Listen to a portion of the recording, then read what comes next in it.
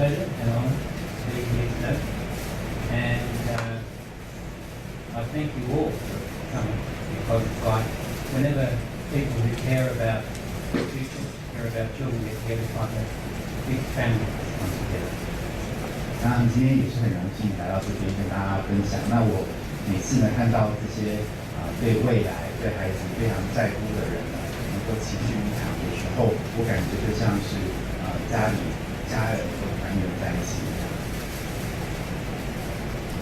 Brother and I, Brother Shamishu and Ananda and I have spent many years working together in a sense, but often rarely ever meeting in a sense. We will come together like an occasion like this and then separate.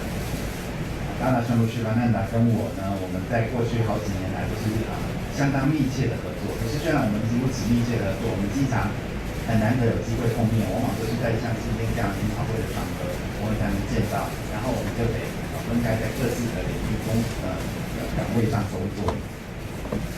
He has not seen my presentation, and I did not see his before we began today.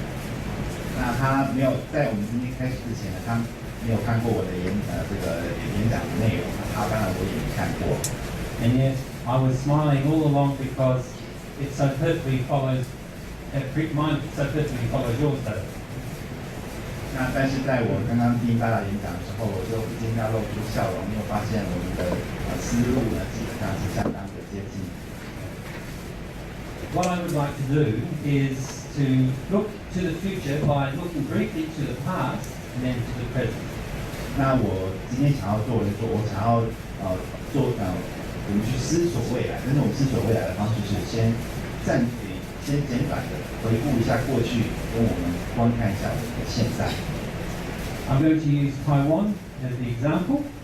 那我们今天的讨论当然是以台湾的教育做例子 because it's important to know, if we are to know where we're going, it's important to know where we have come from. 那如果我们要知道我们要去哪里，那我们就必须先了解我们从哪里来。To begin with, we look at the past. Something, the great miracle. I'm going to go through this quite quickly because really what I'm of course interested in is the future. 那当然，我们现在先回顾一下过去我们做所谓的这个大奇迹那这是关于我们对未来的探讨。那这个部分我们讲得很快，因为我们的目标比较有兴趣的部分是在于未来。Let me tell you a little story. 我们先来讲一个小故事。When the industrial age began, it was a miracle to everyone. 当这个200年前工业革命刚开始的时候，每个人都觉得是一个奇迹。Suddenly, humanity could mass produce products that were exactly the same. 那突然间呢，我们的这个人类能够创造出，能够大量生产出完全一模一样的东西。The factory was the model for a technological and social revolution. 所谓的工厂呢，就变成了所谓的科技跟社会革命的一个模式。So to leaders of that revolution, it seemed we could produce ideal citizens in the factory of the school. 那对工业革命的领导者而言呢，他们觉得说，我们也可以把学校当成工厂，然后用这个学校创造出理想的市民。So following that model, literacy rates rose, knowledge became much more widely distributed. 那也因为这样的模式呢，所以呢，识字率大大的提升，然后呢，这个知识也更加的普及。This was truly a miracle, but the success over time came with increasing cost. 当然呢，这是很成功，这也是一个奇迹。不过随着时间的过去呢，我们发现它所付出的代价也逐渐的显现。Like these toothbrushes, it produced citizens who were all unique but all the same. 所以呢，我们就看以这个牙刷当的例子就是说看起来每个都很独特，可其实每个都一样。So today we move from the past to the present. 那现在我们要从过去回到现在，我们现在谈谈现在台湾教育的现况。Education today in Taiwan and the rest of the world, the modern world, is designed for knowledge management, not thinking. 所以现在台湾还有世界各地的教育它的目标其实是要做知识管理，而不是思考。The danger of putting a net line link into this time. Seen by government Okay, education is seen by governments and the elites as a tool for managing and shaping society. 所以呢，教育被不管是政府或是所谓的上层的精英呢，都认为教育是一种管理跟形塑社会的一种工具。Today in schools, we're time poor, fast food equals fast learning. 所以呢，教育的目的是要创造出一种共识嘛。所以呢，我们在我们现在的学校里面呢，时间非常的少，然后呢，我们好像这个所有的所吸收的东西都是以速食的方式吸收，所以呢，我们会觉得说学习是一个很快速的过程。So we see constant change in the policies, but no change in the internal priority that factory model is contribution. 所以呢，我们现在的教育政策呢经常改变，可是，在教育政策内涵的这个优先顺序上，其实是没有任何的变化。So education and teachers, of course, often blame for things that they have actually no control over. 所以我们现在的这个不管是教育啊，或是说这个学校的老师，通常被责怪，因为某些事情被责怪，可这些事情其实是学校跟老师都没有办法控制的。To the public, that's the parents and so on, school is seen as a tool for social mobility, educational success means of course we can climb the ladder. 当然，对于这个整个社会，尤其是对父母而言呢，教育是成为一个社会流动的一个工具。也就是说，你的在教育上获得成功，你学得越好，代表说你能够在社会阶层上爬到更高的位置。Such a system of rewards and punishments, okay, has done a lot, but it does not promote happiness, love, or learning. 像这样的一种在你的赏罚制度，或者说你从教育上所获得的或所失去的东西呢，其实它没办法创造一种你对你的快乐或者你对学习本身的爱好。This has led to educational anxiety. Kids lined up there doing that. 所以呢，这样的状况当然引发了所谓教育的焦虑。看到这个画面上，小朋友大家坐在椅子上被考试。So educational anxiety is a common feature of our modern world. 所以呢，在对教育感到焦虑呢，其实是我们现代社会一个很明显的特征。Such an anxiety does not promote sustainability or compassion. 这样的焦虑并没有办法创造出一种永续或者说慈悲。There's no place for happiness, curiosity, or creativity. 所以呢，更别提快乐啊、好奇心啊，或者创意。Okay, so it's a challenge for us, educators, parents, to rethink how we might do practice education. 所以呢，我们教育工作者还有家长所面对到的挑战是说，如何去重新思考如何教育。Such a challenge, of course, is an opportunity to rethink our beliefs, our values, and our assumptions about education. 那当然呢，这样的一个机会呢，也是让我们重新省思、重新去思考到底什么是教育，然后也让我们所有家长跟教育者重新去省思自己的信念。That's my short story, past and present. Now the big question is, as I've already stated it in almost these words, what is education for? 所以我们刚刚前面讲的这些，不管是过去跟现在的状况，都引导到我们今天所要问的一个最大的问题，就是说，到底教育是要做什么？ Okay. And it's an important question, and there is a simple answer. 这样一个重要的问题，我们可以有简单的回答方式。Education is to prepare people for the modern world. 比如说，我们可以说，教育就是让人们为现代社会做好准备。No one would disagree with that, I think. 我想大家不会对这个答案感到不同意。But what does the world need? 但是呢，这个世界需要什么？ Does it need clever people, great skills? 这个世界需要的是聪明的人吗？ Or does it need wise people, people who understand the process of learning? 所以呢，或者说我们说这个世界需要有智慧的人，他们知道这是牵涉到如何去学。So we're facing a new world. We're at the beginning of that crimson dawn, so called. 那如同达拉刚前面提到这个朝阳升起的这个事情，就是说我们现在所面临到的是一个新的世界。The vision of the people who created the industrial world has been fulfilled. Now we've been called to be new people again. 所以呢，工业革命的这些领导者，他所想象出的世界已经完成了。那现在我们呢，必须要做，就是我们要重新再成为新的人。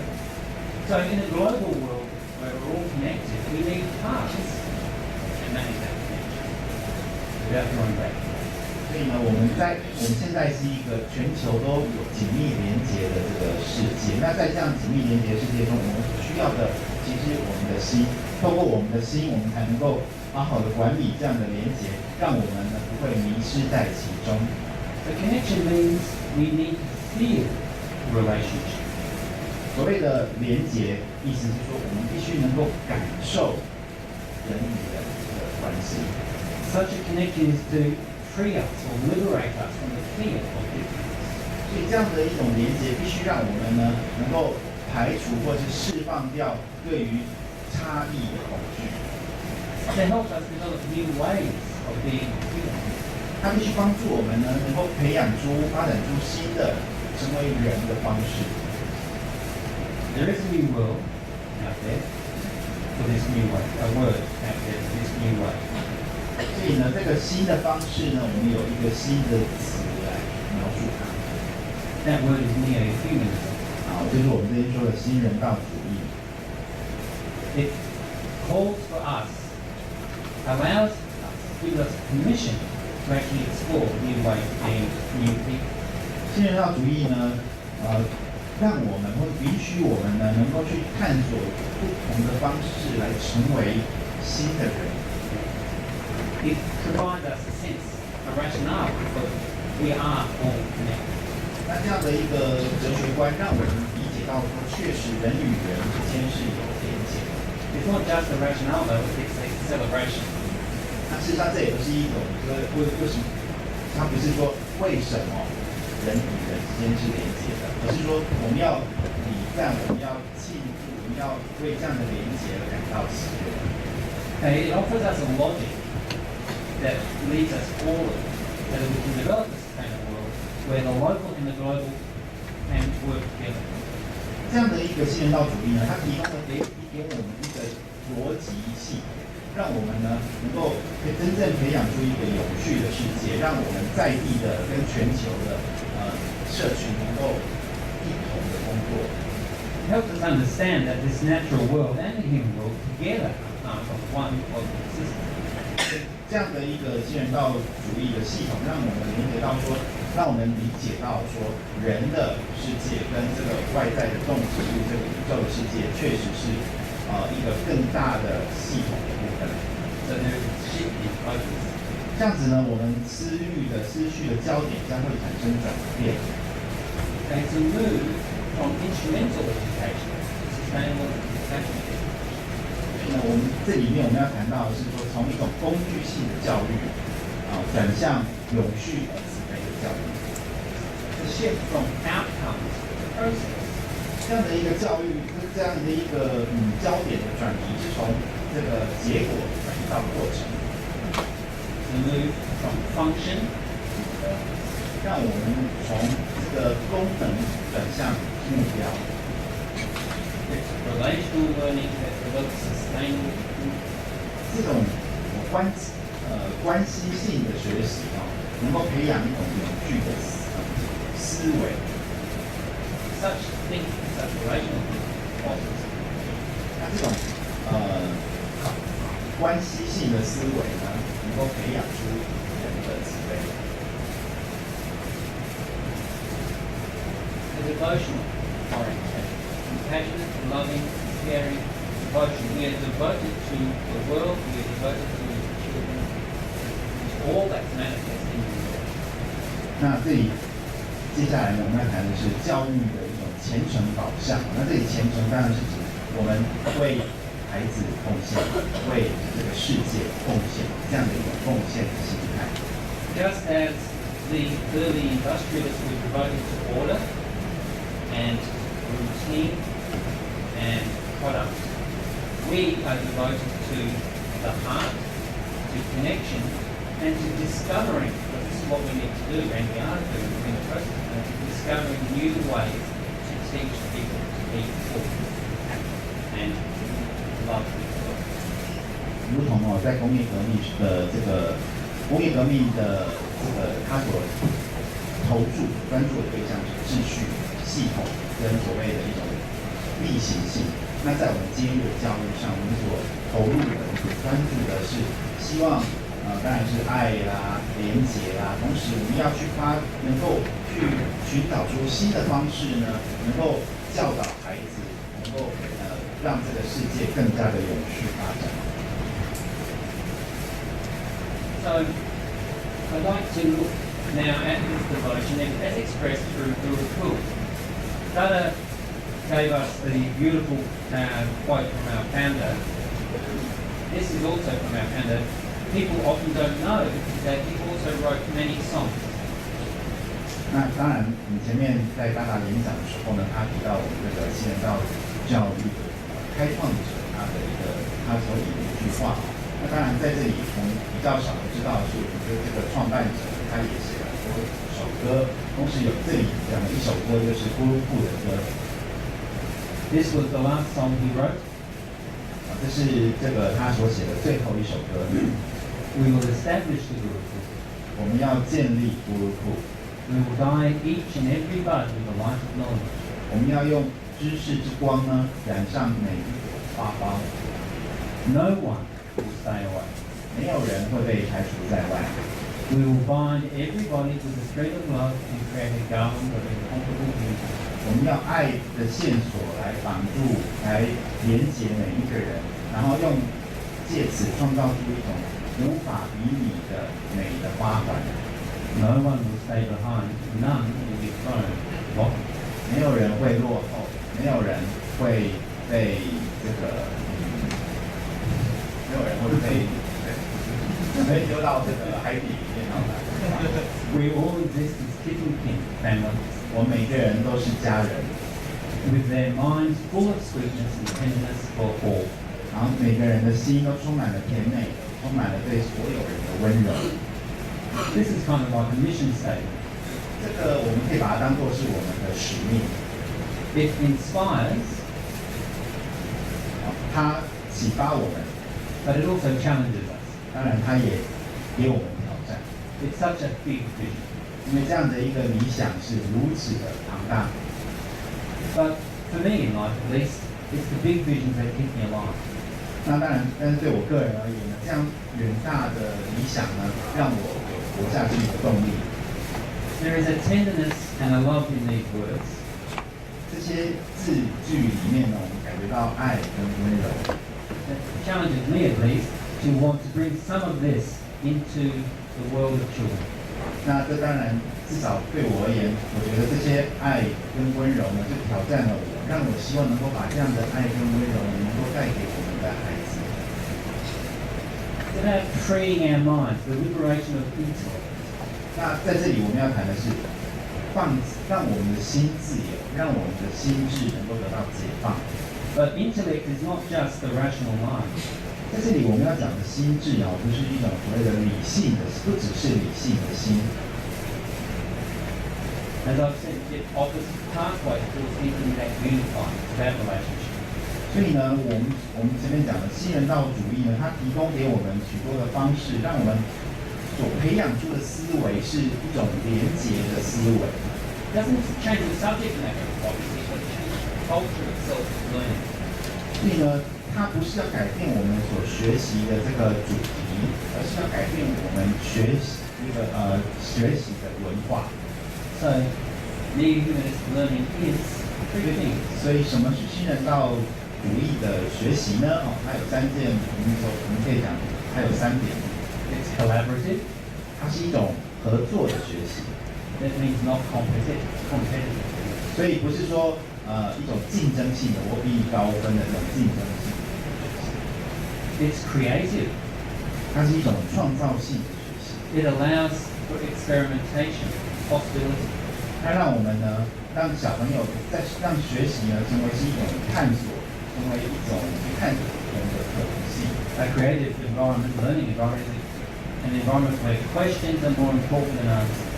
这种创造性的学习呢，它的重点说，在这样的环境里面，问题的答案更重要。It's deeply meaningful. 然后新人道主义的学习，它是有深刻的意义。Because it's about relationship, It's about you and me. It's about the individual and the collective in some kind of dance, a creative dance together. 所以呢，它是一种连结的，就是说关于你跟我的关系，关于个人跟群体的关系，它应该是创造一种各种不同的连结。So how do we approach such a way, a process? 所以我们如何去思索、去研究这样的一个学习过程呢？ The scaffold of Neohumanism approach was mapped, should I say, by Dada in that last 90 days, that circle in and out of ecology. 所以我们从这样的一种Scaffold means like a ladder that we own. 所以我们一种逐步的阶段性的新人道主义的方法，就像我们前面大家给我们看的最后一张投影片一样，是有根据不同的层次来做分段的、分区段性的学习。Okay, so I'm going to provide you now with a little pathway because if we're going to think practically about how do we do this, we actually need pathways. 所以呢，我们现在要提供一些我们应该说一些方便的道路啊。当然，因为我们如果要用这种全方位的方式去思考，我们是需要一些不同的道路来行动。First of all, we need practical learning. We need to grow skills. 当然，在首先这样的教育所需要的就是实用性的学习，就是说一些实际的培养一些技巧。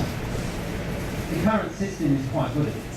当然，这点在我们现在的教育系统里面已经做得很好。The only problem we have is that various barriers to skill acquisition exist in the world, based on poverty, based on caste, based on where you're born.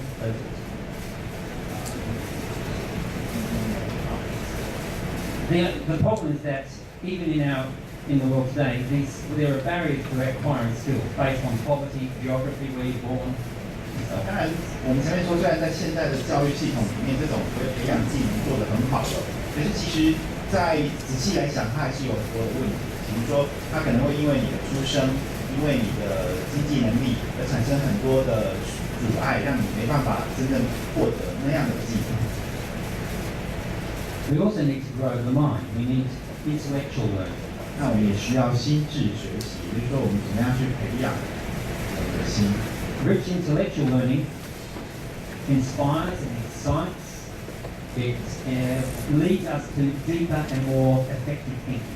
那这种足够丰富的心智学习呢，让我们能够对思考、对学习、对思考跟学习呢感到兴趣。Intellectual learning, when combined with skills, it leads to testing of the learning. So we're not just learning ideas, we test the skills, we test the ideas by the skills. So these work together. Intellectual learning needs to be still grounded in skills in the real world. So we're not thinking philosophical flights of fancy, we're actually thinking and growing through practice. 所以呢，第一项跟第二项学习，也就是技巧或者说技能的学习跟心智的学习是必须紧密串联的。就是说，我们不是只是凭空去思考一些跟完全不食人间烟火的一些哲学思考，就是说这样的思考对思考跟学习的喜爱必须跟技能连接在一起。We also need to grow delight. We need aesthetic learning. It's another domain of learning. 所以呢，我们也要培养愉悦的心就是说美感的学习。Aesthetics is not just about beauty. 当然，美感或美学不是只是说关于美、关于漂亮。It's about finding excitement and love in orders of things, in the way things are ordered, in the patterns that we create. 当然，它更重要的是说，在这个世界的在万物的安排方式，在万物的秩序当中寻找最好的、最适合的方式。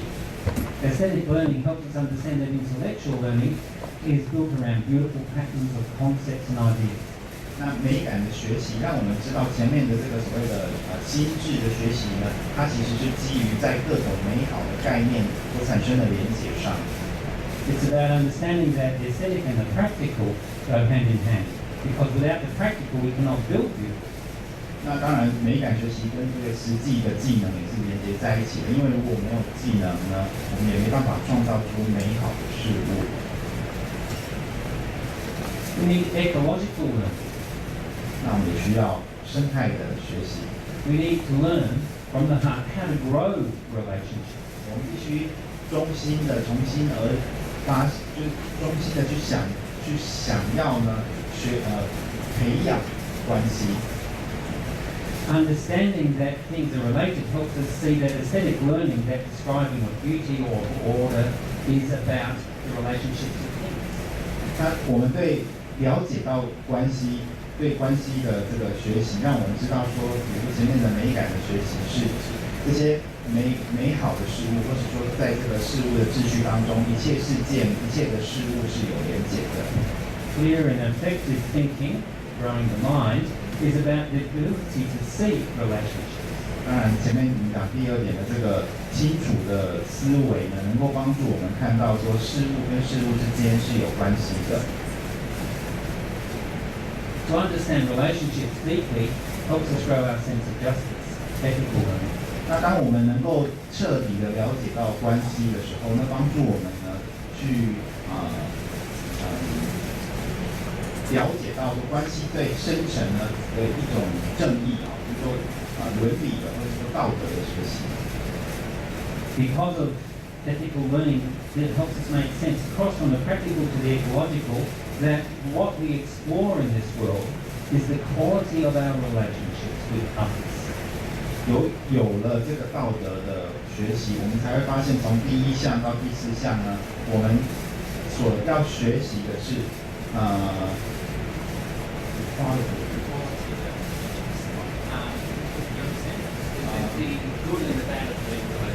所以呢，有了这个第五项这个伦理道德的学习，我们才发现呢，从第一项到第四项的学习，让我们从这些关系当中，我们可以分辨出好的跟不好的关系。This is a very critical element in Neohumanism education. 在新人道教育当中，第五项的这个学习是非常核心的 ，because it gives us a tool for thinking about and assessing. I think it's assessing actually the nature of how I, as an individual, or any individual, relates to the world. Not just the world of people, but the world of things. 那第五项它之所以重要，是因为它给我们很多工具来评估，说我这个个人跟其他人，还有事实上是整个其他的这个万事万物之间的关系是什么样子。Finally, spiritual learning. This grows love. 那最后呢，第六项呢，灵性的学习呢，它主要培养的是爱。Together, these make a whole. Spiritual learning, that sense of love. We have to love justice. We have to love relationships. We have to delight not for our self-gratification, but for the good of all. We have to love learning, and we have to love the practice of the skills. 所以呢，这个灵性学习所带来的爱是非常重要的。有了爱，我们才会，我们必须爱正义、公平，我们必须爱人际关系。那有了爱，我们才会知道说，这些第三项的这个愉悦呢，不是为了我自己，是为了所有人。那当然，我必须爱清楚的思维跟高超的技巧。So just as that is in an ecology circle, that gives us a structure that we can think about learning, so does this give us a structure to think about needing this learning. 就像我们前面在当然最后一张投影片里面，我们看到这个学习的各种层面一样，那这样的一个阶梯式的逐步的方式，也让我们能够知道如何渐进式的去做跟新人道主义的学习。Some of these are generalizable, and some of them are highly specific. 那有一些呢，我们是可以概略，这里面这6点里面有一些是可以概略性的来看，那有一些是非常明确、非常明确的。For instance, we need to love not just the act of teaching, but also those who are being taught. 举例来说我们不只是要爱这个教学的这个过程，我们必须爱被教的这些人。This kind of love is a sort of passion. We need to be passionate about what we do. 那这样的爱呢，我们可以说是一种慈悲也就是说我们要对我们所要教的这些事物，我们要感觉到慈悲。In a world where currently teaching is thought of as information transfer, where it's kind of an objective transaction. I give, you receive. 在我们现在的这个世界里面，我们所谓的教育其实是一种资讯的传递。我们想象资讯是一个物品的话，就是我把这个物品交给你，这样的一个物件式的传递。Bringing passion to that changes the whole dynamic of the interaction. 可是如果我们把慈悲或者说爱呢带进去这样的一个过程的时候，那整个一个过程，整个这个教育的过程就有完全不同的，完全不一样。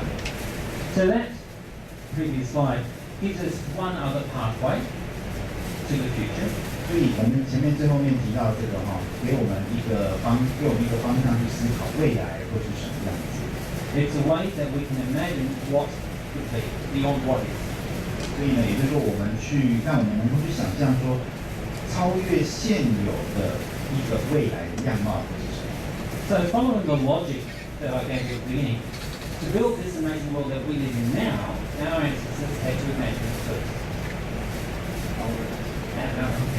所以呢，我们从第一点来讲，就是说我们要建造这样的一个目前这样的一个令人惊奇、令人惊讶的现代世界。首先，我们的祖先们必须要能够想象出这样的一个世界。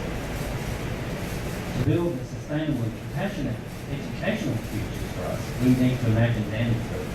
所以同理可证就是说，我们要能够建造出一个未来一种永续而慈悲的一个教育，我们现在的我们就必须能够先去想象那样的一个状况是什么。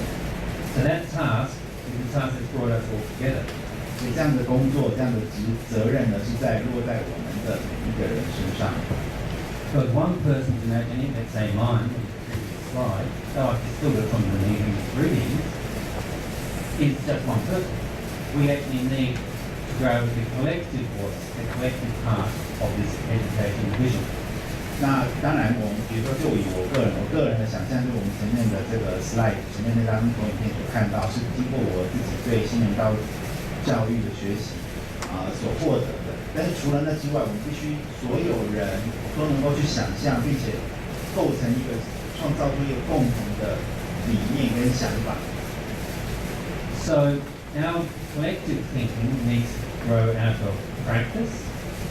In fact, if I go back to that previous slide,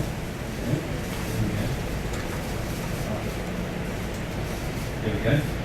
We can actually apply that to what we need to do. We need to grow skills today in our Neohumanism schools. We need to grow our ability to think about meaning.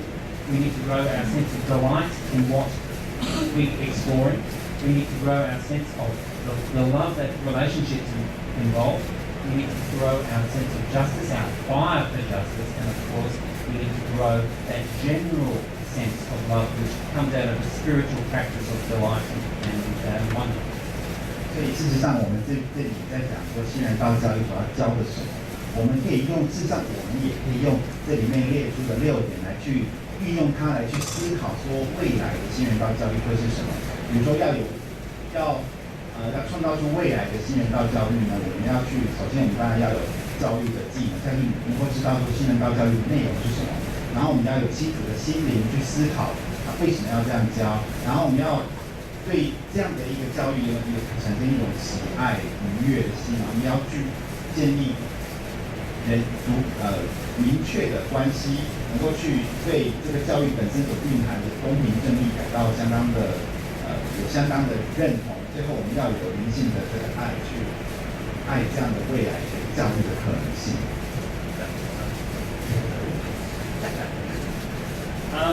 So the imagination grows out of all of those things. Because imagination is, again, not just flight to fancy. 所以呢，这样的想象必须说从我们每一个人内在出现。可是那样的想象不是基于一个没有任何根据的奇思幻想。Imagination is also very practical. 想象也是一个相当实际的东西。It's a tool, okay? But it's also an emotion. 想象是一个工具，它也是一种情绪。Therefore, the logic follows that we need to feel the thrill and excitement, call of heart to heart, and the sense of human destiny reaching beyond what it is to be what. 就我们因为它想象也是一个情绪所以我们必须要能够去感觉到一种很兴奋，感觉到很刺激，我们要去感觉到心跟心连结的一种呼唤，然后我们要去感觉到说，我们人类的命运能够远远的触及到我们现在的状况，然后到达未来的可能的样子。So those of us who've been working in Neohumanism education and Ananda Gurukula for so many decades now, we have to say, this is what keeps us going. It's that thrill, that excitement, that sense that the magic is there and that we are part of it. 那对于所有我们在Gurukula里面工作的这么多年来的人呢，我们最后我们前面提到这样的一种感动跟刺激呢，正是让我们能够继续下去的动力，因为让我们看到说，确实有魔法存在，确实未来会有不一样的可能。So bottom line is, think big, but practice every day. 那当然，讲到底就是说，我们要有宏观的想法，但是我们要每天认真的锻炼。Thank you very much. 谢谢各位。